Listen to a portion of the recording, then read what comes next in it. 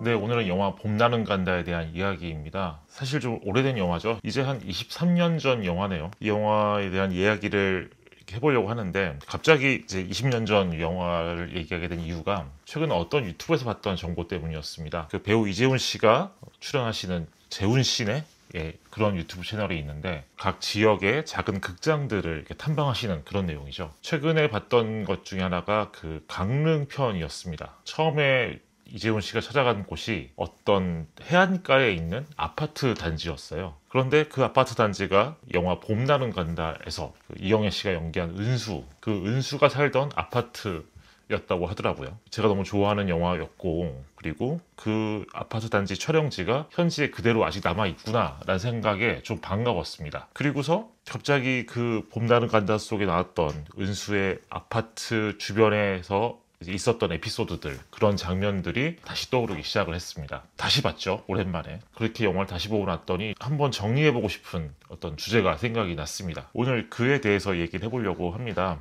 저는 어쨌든 이 영화를 다시 볼 때 은수의 아파트 내부와 밖에서 벌어지는 그 장면들을 다시 보고 싶었습니다. 영화의 흐름으로서나 또 뭐 어떤 분위기로서나 이 아파트 주변에서 벌어지는 일들이 가장 마음에 남을 수밖에 없거든요. 다시 보니까 가장 좋았던 장면이 하나 있었어요. 이제 상우와 은수가 사랑을 하게 된 상황이죠. 사랑을 하게 됐고, 하지만 상우는 서울에서 일을 하는 사람이고 은수의 집은 강릉이다 보니까 서로 일종의 요즘 말이라고 하기도 이제는 너무나 오래된 말이긴 하지만 롱디 연애를 하는데, 어느 날 상우와 상우의 그 녹음실 동료들이 함께 고깃집에서 회식을 합니다. 술을 먹은 상우가 전화로 은수와 통화를 한 장면이죠. 계속 얘기를 해요. 은수씨, 은수씨, 은수씨. 그러고 나서 나오는 얘기가, 은수씨, 나 그렇게 보고 싶어요. 알았어요. 하고서, 그래요, 잘 자요. 하고 전화를 끊죠. 그리고 바로 핸드폰으로 어떤 번호를 막 누릅니다. 바로 이어지는 장면이 술에 취한 상우가 어딘가 서 있고 그 앞으로 어떤 택시 한 대가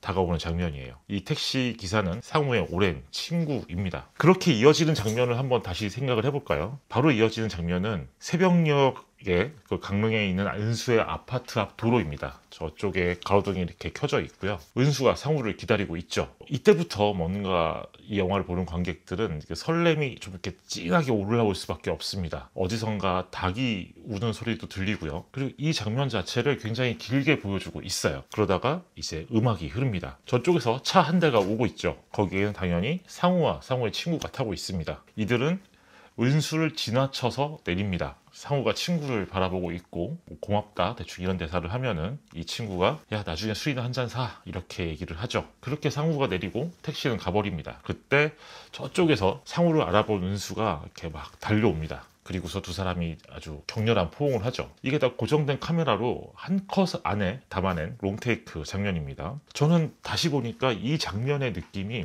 너무 뭉클했습니다. 뭐랄까, 이 앵글 안에 있는 두 연인의 모습이, 이들이 나누는 사랑의 가장 아름다운 모습, 사랑의 절정, 좀 그렇게 느껴지는 게 있었죠. 일단 은수의 입장에서 봤을 때 그 밤에 자신을 보기 위해 아주 오랜 시간을 달려온 그런 연인과의 만남이잖아요. 또 이 장면을 다시 보시면은 유지태 씨가 우리가 알고 있듯이 굉장히 키가 큰 배우입니다. 이영애 님을 굉장히 딱 격렬하게 으스러질 듯이 않는 이런 느낌의 연기를 합니다. 그때가 정말 감정이 좀 뭉클했던 것 같아요. 딱 그 장면만으로 다른 데서 없이도 정말 보고 싶었구나, 그렇게 보고 싶었는데 만나서 정말 좋아하는구나, 그런 마음이 다 느껴지는 장면이었습니다. 전체 영화의 맥락 안에서, 상우와 은수의 만남 안에서 이 장면이 이들의 사랑을 가장 아름답게 보여주는 장면이 아닐까, 그렇게 생각을 했어요. 사랑의 낭만의 절정, 낭만성이 아주 가득한 장면이다. 뭔가 말로 이 사랑을 보여주는 장면이 아니어서 그랬고요. 그리고 무엇보다 이 은수와 상우의 낭만을 위해서 시간과 돈과 체력을 아끼지 않은 또 한 사람의 낭만이 있었다. 이게 굉장히 중요했습니다. 바로 이 택시기사, 상우의 친구로 추정되는 이 택시기사가 갖고 있는 낭만도 이 장면에 포함되어 있다는 거죠. 그래서 제가 평소 즐겨 갖는 그런 질문의 방식인데, 도대체 이 택시기사는 상우와 어떤 친구이길래 이 정도로 낭만적인 우정을 보여준 것인가? 이 영화가 나온 지 23년이 됐다면 그 23년 동안 이 장면에 대해서 얘기하면서도 택시기사의 역할에 대해서 크게 얘기하지 않았던 것 같아요. 그냥 좋은 친구가 있다라는 정도만 얘기를 했죠. 그런데 최근 이 영화를 다시 보니까 저는 이 택시기사의 어떤 감정, 이 사람의 캐릭터에 대해서 굉장히 궁금해지는 게 생겼습니다. 그래서 사실상 이제야 본격적인 얘기를 이제 하는데요. 봄나는 간다의 단역이죠. 단역인 이 택시기사에 대해서 한번 우리가 탐구를 해봐야 되지 않을까. 먼저 이 캐릭터의 이름을 살펴보겠습니다. 극 중에서 상우가 직접 부르는 이름이 있습니다. 이름이 정국이에요. 이 캐릭터를 연기한 배우는 박준선 님이시고요. 보시면 낯이 익으신 분들이 많을 겁니다. 제가 필모그래피를 한번 찾아보니까 그동안 장진 감독의 영화에 자주 출연하셨더라고요. 최근에는 작품에서 얼굴을 보지 못했던 것 같습니다. 자, 그럼 이제 정국과 상우가 나누는 이 대화에 대해서 좀 얘기를 해보고 싶습니다. 택시에 타자마자 상우가 이렇게 얘기를 하죠. 아저씨, 강릉! 이렇게 얘기를 합니다. 강릉 몰라? 강릉? 뭐 이런 식으로 얘기를 해요. 이 영화를 처음 봤을 때가 기억나는데 아저씨 강릉! 막 이런 식으로 나오길래 왜 갑자기 저렇게 무례해졌지 이 캐릭터가? 그렇게 생각을 했습니다. 그리고 바로 이어서 이 택시기사의 표정을 보고 친구를 부른 거구나 이제 그렇게 생각을 했던 거였죠. 이때 이제 이 친구가 이렇게 얘기합니다. 이 새끼 취했네. 많이 마셨구나. 이렇게 얘기를 해요. 아주 일상적인 대화죠. 이때만 해도 이 정국이라는 친구는 상우를 오늘 집까지 잘 바래다 줘야겠다 이렇게 정도만 생각을 했을 겁니다. 그런데 상우가 이때 굉장히 결정적인 얘기를 하죠. 정국아, 나 좋아하는 사람 생겼다. 강릉 산다. 이렇게 얘기를 해요. 그리고 이어서 야, 내가 돈 다 줄게. 너 형편 모르는 것도 아니고. 또 이렇게도 말합니다. 근데 이때 이 택시기사 친구의 정국의 반응이 재밌어요. 상우의 어깨에 손을 이렇게 딱 올리고 말합니다. 너 지금 장난치는 거 아니지? 그리고 또 가만히 상우의 얼굴을 쳐다봐요. 그러다가 바로 딱 핸들을 이렇게 꺾으면서 진짜 멀리도 산다 이렇게 얘기를 합니다. 사실상 정국이 강릉을 가자는 이 친구의 말에 반응한 대사는 이 두 마디가 전부예요. 너 지금 장난치는 거 아니지?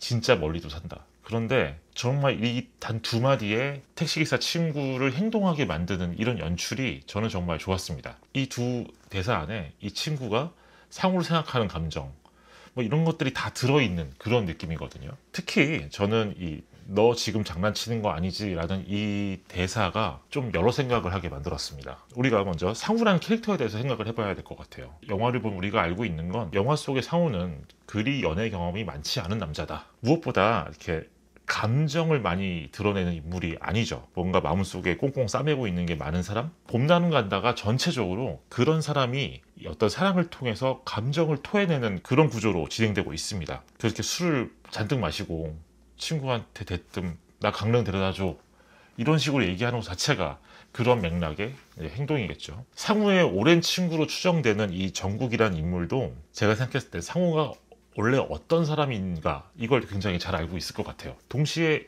이 정국이라는 인물은 상우가 은수를 만나기 이전에 그 전에 가졌던 연애사에 대해서도 어느 정도는 잘 알고 있을 것 같습니다. 아마 그렇지 않았을까요? 이전에도 몇 번 뭐 혼자 끙끙대고 또 마음을 잘 전달하지도 못하고 뭐 그러면서 좀 연애가 잘 안 되고 또 상처만 혼자 받고 또 그런 상우의 모습을 항상 이 친구는 보지 않았을까. 그래서 이렇게 갑자기 어느 날 상우가 나 좋아하는 사람이 있는데 그 사람을 보러 강릉 가고 싶어 라고 얘기할 때 이런 때 그래 한번 도와주자라는 마음이 생겼을 것 같죠. 강릉에 데려다주고 나중에 집에 갈 때도 그냥 나중에 술이나 사 그래 잘해봐 뭐 이렇게 얘기를 하거든요. 뭔가 그렇게 생각했을 때 이 친구의 마음이 더 좀 낭만적이라는 생각이 들었고 진짜 우정이 이겠구나 라는 생각도 들었습니다. 그런 생각을 해봤거든요. 내가 만약 저 정국이란 친구라면 어떨까. 나는 저렇게 친구를 위해서 서울에서 강릉까지 그 밤에 차를 운전해서 달려가 줄 수 있을까 생각을 해봤는데 돈의 문제보다도 시간의 문제가 걸릴 것 같아요. 갔다 오는데 그 쓰는 시간들 물론 택시기사님한테는 시간이고 돈이기는 한데 일단 그게 너무 몸이 피곤한 일이고 그리고 얘는 이미 취했고 그냥 좀 짜증날 것 같거든요 솔직히. 그래서 저라면은 같은 강원도라도 강릉에 있는 영동지방이 아니라 춘천과 원주 뭐 그런 영서지방 정도는 가지 않을까? 그 생각을 해봤는데 다시 생각해보니까 거기도 너무 먼 거예요. 저라면은 아마 경기도 쪽에 뭐 남양주나 양평 뭐 이 정도까지는 한번 도와줄 수 있지 않을까. 또 그런 생각을 해보니까 정말 이 장면이 더 아름답게 느껴진 거죠. 우리가 이런 상상도 해볼 수 있습니다. 이 두 사람은 서울에서 강릉까지 가는 그 긴 시간 안에 택시 안에서 어떤 대화를 했을까. 뭐 상우가 술 취해서 그냥 잤을 수도 있겠죠. 근데 이 맥락의 상우를 보면은 상우는 잠이 안 왔을 것 같아요. 뭔가 내 설렘 마음이 너무 커서 상우가 이 친구한테 내가 은수란 여자를 어떻게 만났는지 은수가 어떤 사람인지 그런 거에 대해서 막 신나게 얘기를 했을 것 같습니다. 지금이 딱 그런 감정으로 가득 차 있는 시기니까요. 또 그런 생각도 들어요. 상우를 내려준 이 정국이라는 친구는 다시 택시를 몰고 서울로 돌아가는 길에 어떤 생각을 하면서 갔을까? 뭐 상우가 부럽기도 했을 수 있고 또 상우를 응원한 마음도 있었을 테고 한편으로는 뭐 상우가 찌질했던 옛 과거의 모습들을 다시 떠올려 보기도 했을 테고 그렇게 볼 때 이 시간은 이 긴 시간이 이 정국이란 인물한테는 상우와 자신의 우정 어떤 이런 관계로 굉장히 충만한 시간이 아니었을까 이런 생각을 연이어서 계속 하다 보니까 이 봄나는 간다는 영화에서 이 택시기사는 단순히 단역이 아니라 이 사랑의 절정을 연출하기 위해서 굉장히 중요한 역할을 맡고 있는 그런 존재였구나 그런 생각을 또 새삼하게 됐습니다. 아무튼 이렇게 아주 오랜만에 봄나는 간다를 다시 보았던 이야기를 정리해 봤습니다. 공교롭게도 곧 이제 허진호 감독님의 신작이 개봉하기도 하죠. 보통의 가족이라는 작품이고 최근 개봉 일정이 바뀌어서 10월 16일 날 개봉하는 걸로 알고 있습니다. 저는 언론 시사회를 통해서 미리 봤는데요. 지금 이 자리에서 뭐 미리 긴 이야기를 할 수는 없고 제가 봤던 느낌만 아주 간단하게 요약을 한다면 이 원작이 있는 영화거든요. 원작은 독일 소설이라고 합니다. 더 디너라는 제목이고요. 저는 그 책을 읽어보진 않았지만 독일 소설을 가지고 이렇게 한국인의 정서를 자극하는 그런 영화를 만들 수도 있구나. 굉장히 각색을 잘했다. 그리고 동시에 뭐 배우분들 연기는 말할 것도 없잖아요. 거기 나오는 뭐 설경구, 김희애 이런 분들이야. 특히 저는 김희애님의 연기가 너무나 좋았습니다. 가장 한국인의 감정을 대변하는 캐릭터를 맡고 계신데 그렇게 약간 히스테릭한 연기를 너무 잘 묘사하신 것 같습니다. 허진호 감독님으로서도 상당히 격조가 있는 연출을 보여준 영화라고 생각을 했고요. 물론 아무래도 이 봄나는 간다나 8월 크리스마스 같은 이런 작품과는 굉장히 대조적인 성격의 작품이죠. 이 영화에 대해서는 한번 또 기회가 되면 이야기를 정리해 보겠습니다. 네, 오늘 제가 준비한 이야기는 여기까지입니다. 저는 곧 또 다른 작품에 대한 이야기로 돌아오겠습니다. 감사합니다.